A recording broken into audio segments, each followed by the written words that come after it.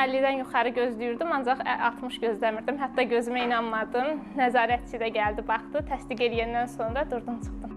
Bir nömrəli İdman Liseyinin ingilis dili müəllimi Simuzər Əhmədova iyunun 18-də keçirilən müəllimlərin sertifikatlaşdırılması imtahanında maksimum nəticə əldə edib. O, 120 dəqiqə müddətində ona təqdim olunan 60 sualın hər birinə düzgün cavab verib. Beləliklə, test imtahanında maksimal bal toplayanlar sırasına öz adını yazdırıb. Simuzər Əhmədova imtahan zamanı bir qədər həyəcanlı olduğunu desə də, bu onun yüksək nəticə göstərməsinə təsir etməyib.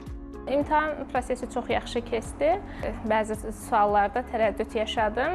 Xüsusilə mətnlə bağlı suallarda, dialoq, mətn qurma bağlı suallarda tərəddüd yaşadım. Ancaq fikrimi cəmləyib, düşünüb doğru cavabı yazdım. Düşünürəm ki, müəllimlər hər daim öz üzərlərində işləməlidirlər. Buna görə belə imtahanların olması onlara bir növ stimul verir ki, bir növ motivasiya verir ki, öz üstlərinə işləsinlər.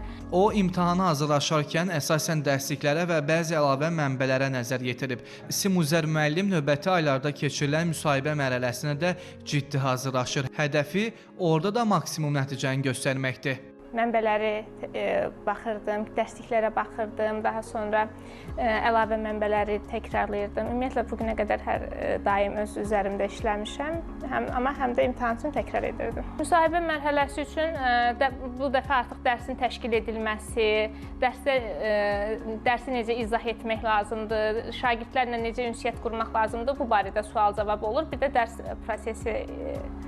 prosesi ilə bağlı sual-cavab olur. Onlara hazırlaşacağam. İnşallah orada da tam nəticə gözləyirəm. Onu da bildirək ki, müəllimlərin sertifikasiya imtahanları təhsil verənlər arasında sağlam rəqabət yaradır, həmçinin tədrisin keyfiyyətinin yüksədilməsinə xidmət edir. Sertifikatlaşdırmanın nəticəsinə uyğun olaraq tədris edilən dərs saatına görə test imtahanı mərhələsində nəticə göstərənlərin vəzifə maaşlarına əlavələr ediləcək.